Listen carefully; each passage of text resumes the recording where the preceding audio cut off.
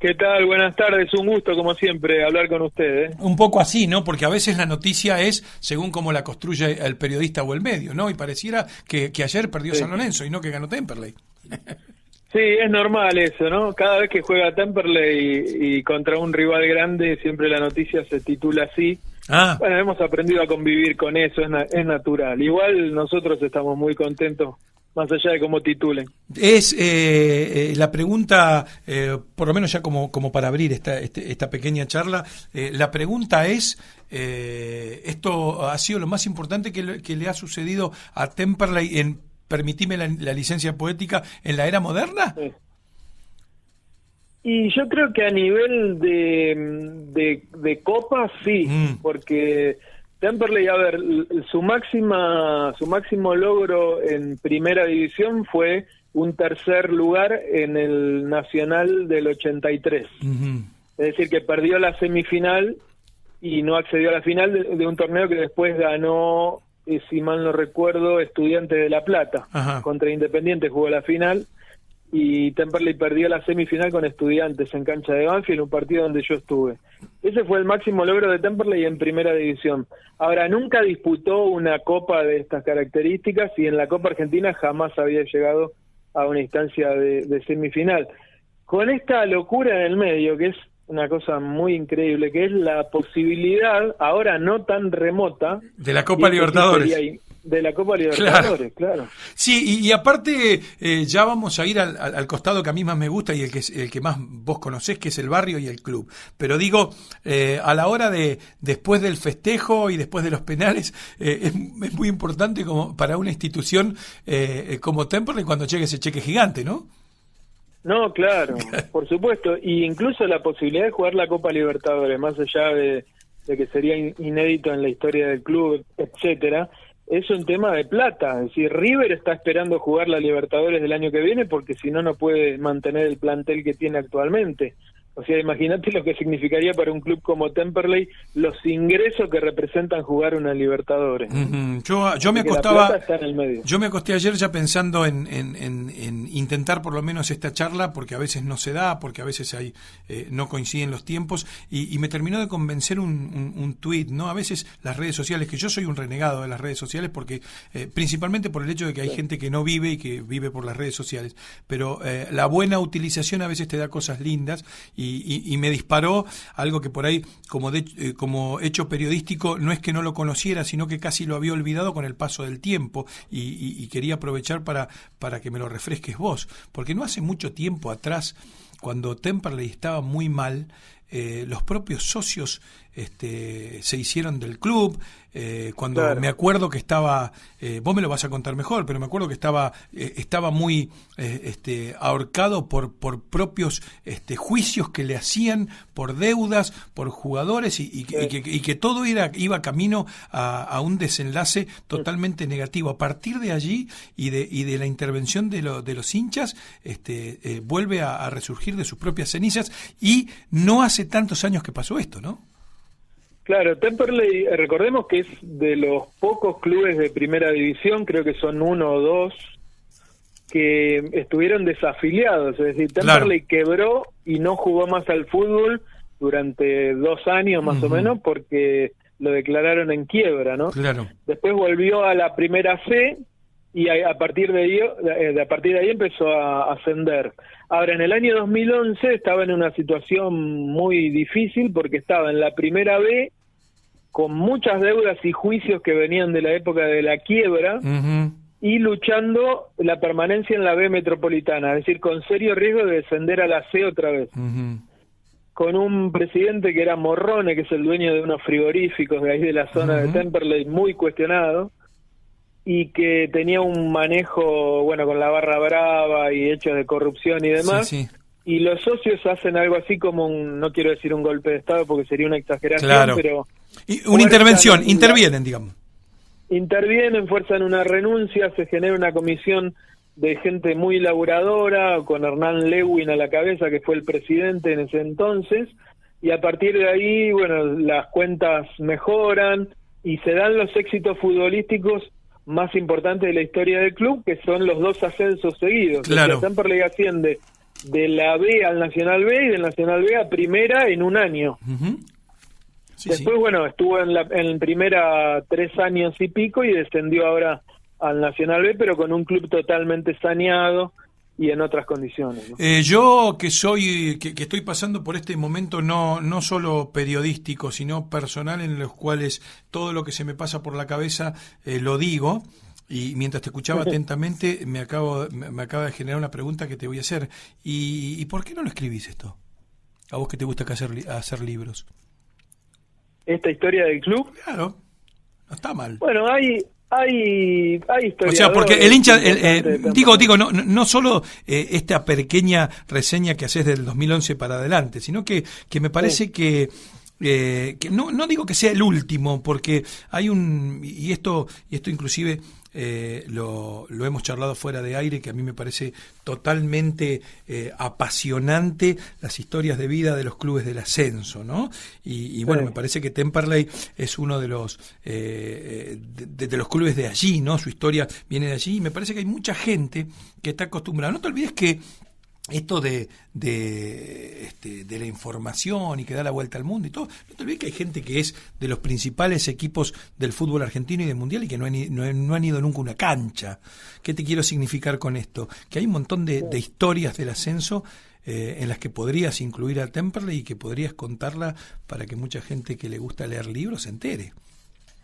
Sí, bueno, lo que pasa es que yo no soy un gran especialista en el fútbol o en el ascenso, es decir, soy hincha y conozco historias de mi club, pero no soy un periodista deportivo por ahí del Gran Buenos Aires que puede conocer historias más en profundidad de otros clubes y demás. Pero por otra parte, respecto de Temperley, hay un par de muy buenos historiadores que han contado la historia del club, y hay libros publicados. Bueno, pero vos debes de ser uno de los periodistas, escritores, no hinchas, porque conozco varios, que está más al sur del mundo, ¿no? Eso seguro, sí, más al sur no creo que haya otro. Eso le da cierto brillo. Vos sabés que lo que te quiero decir es esto, Martín, que el fútbol para mí es muy importante, vos lo sabés, el deporte en general y el fútbol, y a mí me encantaría en algún momento escribir algo sobre fútbol, o al menos incluir alguna historia en otra cosa que escriba. El fútbol para mí está en todos lados, no es que puedo separarlo del resto de mi vida periodística, así que va a aparecer en cualquier lado, cosa que escriba va a aparecer. Claro, aparte me da la sensación a mí, vos que sos un periodista, que te has, un periodista político, que sos un tipo que maneja mucho también todo lo que tiene que ver con lo judicial, me parece a mí que más allá de que hay muchos que se podrían ejemplificar, disciplinas de deporte, el fútbol es en el que a la hora de entrar a la cancha, tanto como compañero como rival, somos todos iguales, ¿no? Totalmente, claro, y además posibilita fenómenos como el de ayer. Claro. Y algunos mucho más impresionantes que el de ayer, porque ayer jugaba un equipo del Nacional B con uno de Primera, ¿no? Ahora, se han dado partidos en esta Copa Argentina hermosos de equipos del Federal B o de la Primera División D, haciéndole partido a equipos de primera. Eso era muy emocionante de ver. Y sabés los tipos que laburan de eso, ¿no? Porque tampoco claro. nadie, laburan de eso con respecto a qué, y a esto iba, y seguramente no se te habrá pasado el dato, pero ¿sabés qué graficó esto? Las publicidades de las arengas de los clubes. No sé si vos viste lo que decía en la arenga. Bueno, evidentemente era una publi, ¿no? Pero el espíritu estuvo muy bien tomado. El espíritu, la arenga de antes de salir de la cancha, de un equipo de primera y de un equipo del ascenso, ¿no? Eso resumió todo lo que podemos contar, ¿no? Sí, es muy increíble. El ascenso es hermoso. A mí siempre me gustó, incluso con Temperley en primera, yo siempre me consideré un tipo del ascenso, porque la mayor parte de los partidos de fútbol que yo vi son del ascenso, y hay historias increíbles respecto del esfuerzo que hacen los jugadores, los clubes y toda la mística que hay en los barrios, para ir a ver a sus equipos, para alentarlos, para crecer. Es una historia hermosa, es lo más lindo del fútbol para mí, ¿no? Sí, sin ninguna duda. Vos sabés que yo a la mañana estoy haciendo radio con Carla Fulgensi, que me dijo que te tuvo el otro día, con Ale Romero. El otro día estuve. Sí, claro, sí. Y yo al hacer una pequeña introducción de la victoria, Carla, confesa hincha de San Lorenzo, me dijo que estuvo con vos mirando el partido, pero decía que para hacer una pequeña introducción y no quedarme solo con el dato periodístico del partido empatado de 1-1 y la definición de los penales y el gran trabajo del arquero de Temperley, les conté que alguna vez a mediados de los 80, cuando yo jugaba al fútbol en las inferiores de Vélez y Temperley estaba en la primera, tenía un arquero sordomudo que era uno de los más expulsados por exceso verbal, y los tipos dos en el estudio me miraron como si estuviera diciendo una barbaridad, y no es otra cosa que la verdad. Héctor Casés se llamaba. Claro. Se llamaba porque se murió hace unos años por un cáncer de pulmón, pero era sordomudo. Y atajaba muy bien. Un gran arquero, incluso fue citado a la selección por Bilardo, estuvo en unos partidos, creo que amistoso, no llegó a jugar partidos oficiales, pero era un gran arquero, no muy alto, pero con mucha personalidad, y claro, no hablaba, es decir, hablaba de una forma poco entendible a través de algunos sonidos guturales, pero se hacía entender. Y cuando estaba enojado, con los fallos al árbitro, también se lo hacía, por eso lo amonestaban y lo echaban, ¿no? Sí, lo insultaba, y después se hacía el que no había escuchado, utilizaba sus problemas como una forma de evitar sanciones. Era muy divertido de ver, ¿no? Muy divertido de ver, porque insultaba a todo el mundo y después cuando el árbitro le decía algo, le decía que no lo escuchaba. Claro. Es muy raro. Sí, Gaby, por supuesto es un placer charlar con vos y bueno, más que una charla de periodista deportivo, se transforma en eso que nos gusta mucho, que es disfrutar de un café y empezar a imaginar un montón de cosas. Pero bueno, parece que aquella invitación a ser el columnista del ascenso de La Bestia Deportiva, yo pensé que este año que te bajaste de hacer mañanas radiales ibas a tener espacio, pero bueno, arrancaste también con tu sitio, y bueno, me genero cada vez más cosas. Claro, lo que sí, lo bueno que veo es que cada 2x3 te veo corriendo, y eso está muy bien. Sí, trato de hacer eso porque es una forma de despeje, porque si no me resulta muy difícil. El oficio lleva muchas horas de computadora y mucha atención, y correr es lo único que me despeja un poco, así que sí, me vas a ver por ahí. Siempre de manera amateur y muy tranquilo, pero trato de hacerlo. La última que te pido y te despido es una reflexión acerca de lo que se acaba de cristalizar anoche con la clasificación de Boca. Algo histórico en Copa Libertadores de América, porque no se va a jugar más partido de ida y vuelta, a raíz de los cambios de Conmebol, con nuevos sorteos en octavos de final, se permite que los dos más grandes del fútbol argentino definan una Copa Libertadores. Una locura, ¿no? Qué increíble y qué bueno poder ser contemporáneos, ¿no?, de un acontecimiento como este. Yo espero que sea tomado como una oportunidad. Vos sabés, hace un rato pensaba, espero que los dirigentes de los clubes sean muy inteligentes en tomar esto para desdramatizarlo, ¿no? Que esto no termine en muerte de gente ni en un enfrentamiento generalizado, sino que yo pensaba se puedan hacer conferencias de prensa en conjunto entre los jugadores, fotos y producciones periodísticas también de ambos cuadros, y que esto sea una fiesta, porque es una fiesta para el fútbol argentino que puedan jugar Boca y River una final de Libertadores. Ojalá podamos desdramatizarla para que sea una fiesta. Ese es el principal desafío que me parece que tenemos todos como sociedad, ¿no? Sí, y a mí me parece que lo que vos decís, más allá de que lo comparto totalmente, me esperanza haber escuchado a los propios jugadores, tanto de River como de Boca, diciendo, bueno, el objetivo es llegar a la final, el que gana se dará la gloria y el que pierde,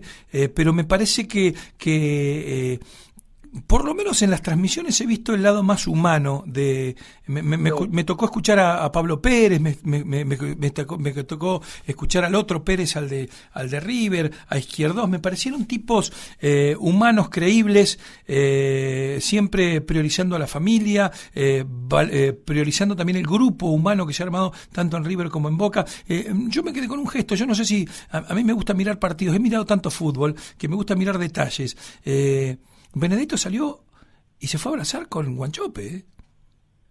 Sí, lo vi. Y Tevez salta, y Tevez sabe que no tiene, Tevez sabe que no tiene lugar en este momento, por lo menos en el pensamiento del técnico, y no es conflictivo y saltaba. Me parece que es un mensaje, quizás ni siquiera se den cuenta el que están dando, pero me parece que llegar a los objetivos mucho tiene que ver en lograr una química en el grupo. Sí, ¿no? Efectivamente. Y en ese sentido, los dos grupos me parece que son fuertes. Sí. Tanto el plantel de River como el de Boca tienen grupos fuertes, así que va a ser una final tremenda. Futbolísticamente va a ser tremenda. Gaby, te mando un abrazo, el agradecimiento público por la predisposición de siempre. Sé que estás a full, que te están llamando por todos lados, ahora, así que seguramente cortarás conmigo y tendrás un montón de llamadas perdidas. Sí, pero no quise dejar de hablar con vos. Vos sabés que sigo mucho tu trayectoria. El otro día me deleité con la transmisión que hicieron de la final de básquet, que aprovecho para decirte que fue un trabajo bárbaro, muy buen laburo de la televisión pública, poder transmitir en vivo una final de básquet como la de Tierra del Fuego, fue increíble. Y te cierro con una historia breve. Dale. El otro día jugó Temperley con Santa Marina de Tandil. El pibe de Bogado. Claro, el pibe que yo lo sigo mucho porque es un pibe de Emiliano. Emiliano Bogado. En la última jugada del partido, Temperley ganando 1-0, se equivoca un defensor de Temperley, Paz la tira para atrás y quedó mano a mano. Eso es para un cuento, te lo juro. Quedó mano a mano Bogado con el arquero Castro, el arquero de Temperley, y erró el gol. Yo digo, si lo mete el cruce de sensaciones que se me metían en la cabeza, porque yo quería que ganara Temperley, pero además quiero muchísimo que a Bogado le vaya bien en el fútbol profesional, ¿no? Sí. Y es increíble, ¿no? Bueno, la anécdota ya no da para agregar nada más, ¿no? Pero para que por lo menos se tome la real dimensión, yo fui contemporáneo de jugar con su papá y fui bancario, compañero de trabajo con el papá, y Emi nos alcanzaba la pelota en el poli, ¿no? En la cancha grande cuando la cancha era de tierra, ¿no? Y verlo ahí, o ver a los Vaporaki, o ver a Rodrigo Arciero en Banfield, o ver al propio Oliver Benítez, la verdad que es nunca bien dicho el hecho de tener una sana envidia, porque es lo que alguna vez uno deseó para el propio, no lo logró, pero que le toque a un pibe de la Tierra del Fuego, a mí me infla el pecho, ¿no? Sí, a mí también. Yo lo sigo, trato de seguirlo por tu laburo y el de los periodistas deportivos de acá, trato de seguir la trayectoria de todos los fueguinos porque sé lo complicado que es salir de acá y llegar a un club de primera en Buenos Aires. Es muy difícil, ¿no? Gaby, te mando un abrazo, que tengas un lindo día y nos reencontramos cuando Temperley siga dando buenas noticias. Bueno, ojalá que sí. Un abrazo y el placer de siempre, ¿eh?